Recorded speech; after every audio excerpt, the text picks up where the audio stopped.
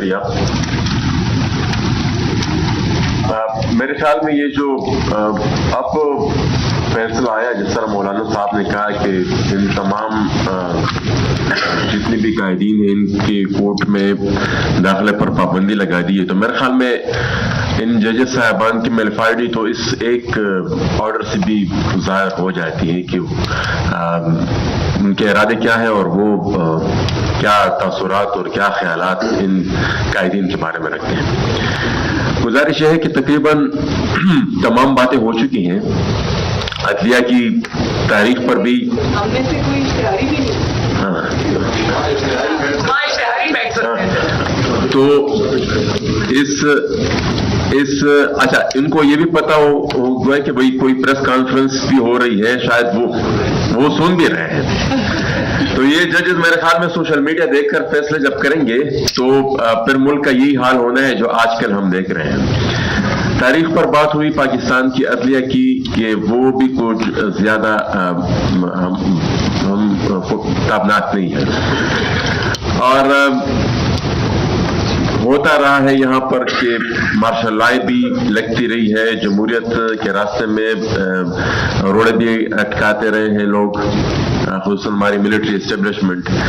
پھر مشرف کو جس طریقے سے پاکستان کی سیاسی قیادت نے ان کی کرسی سے وردی میں اتارا، اور اس کے بعد پھر جمہوریت کا جو ارتقائی عمل شروع ہوا، 18ویں ترمیم پاس ہوئی اور مارشل لاء کا پھر راستہ روکا گیا، تو ایک نیا طریقہ واردات یہ جوڈیشل کو کے ذریعے پھر ڈھونڈا گیا. اور یہ جو 2017 میں جو جوڈیشل کو ہوا اور جس طریقے سے میاں صاحب کو 10,000 درہم کے 10,000 ریال کے اوپر وزارت عظمیٰ کی کرسی سے ہٹایا گیا، اور یہ اب جو کچھ بھی ہو رہا ہے یہ اسی عمل کا تسلسل ہے. تو میرے خیال میں اس تفصیل میں تو جانے کی اب ضرورت باقی نہیں رہی کہ پاکستان میں عدلیہ کس طریقے سے سلیکٹیو فیصلے کرتی آ رہی ہے. ان کو وہ جو مسنگ پرسنز کے کیسز ہیں جو 10-12 سال پڑے رہتے ہیں اور وہ تاریخ پہ تاریخ ان کی بدلتی رہتی ہے. ابھی ہمارے ایک ساتھی علی وزیر کے کیس ایک بہت بہترین طریقے سے پاکستان کی عدلیہ کو ڈیفائن کرتی ہے کہ وہ جس دن ان کی پیشی ہوتی ہے اس دن جج صاحب کبھی چھٹی پر ہوتے ہیں، کبھی کچھ مسئلہ ہوتا ہے، کبھی دوسرے بینچ میں بھیج دیتے ہیں، کبھی کچھ نہ کچھ ہو رہا ہوتا ہے. تو 2 سال تقریباً ہونے کو ہے. وہ آئیڈینٹیکل کیسز ہیں، ایک کیس میں ان کو بیل ملتی ہے، سملر نیچر کے ایک اور کیس آ جاتا ہے اور اس میں تقریباً پھر 3-4 مہینے اس کو پھر کھینچتے جاتے ہیں. تو وہ سب کچھ ہماری نظروں میں ہے. اور اس تناظر میں جو ہم دیکھ رہے ہیں اور جس طرح مقصد صاحب نے بھی کی، تو جس کی لاٹھی اس کا دیش والا معاملہ اس کی طرف ہم چل پڑے ہیں.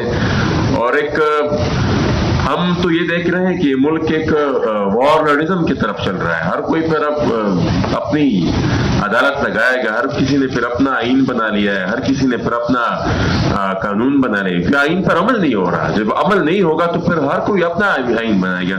پچھلے دنوں زیارت میں جو ماروا عدالت لوگوں کو پھینک دیا گیا، تو وہ پھر کیوں کر لوگوں پھر عدالت میں جائیں گے جب وہ ریلیف نہیں ملے گا. اور اس طریقے سے پھر ایک خصوصاً ایک سیاسی پارٹی کو ریسکیو کرنے کے لیے ہمیشہ وہ میدان میں کود پڑیں گے، یا کسی اور اداروں کو بھی وہ ریسکیو کرنے کے لیے ہمیشہ پروٹیکشن اپنا کردار ادا کرتے رہیں گے. تو اس طریقے سے نہ نظام چل سکتا ہے، نہ ریاست چل سکتی ہے. پھر ہر کوئی اپنے فیصلے کریں گے. ہمیں ایک پلا بات چاہیے، ہمیں ایک آئین نے باندھ رکھا ہے آپس میں، اور وہ جب اس آئین کے تحت ادارے کام نہیں کریں گے تو ظاہر بات ہے. اب یہ جو مطالبہ ہے میرے خیال میں اگر پوری پاکستان کی سیاسی قیادت ایک مطالبہ کر رہی ہے اور وہ کچھ بدنیتی وہ سمجھتے ہیں کہ نہیں ہے،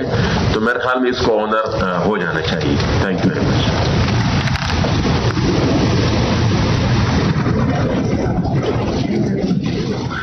آغا حسن بلوچ صاحب.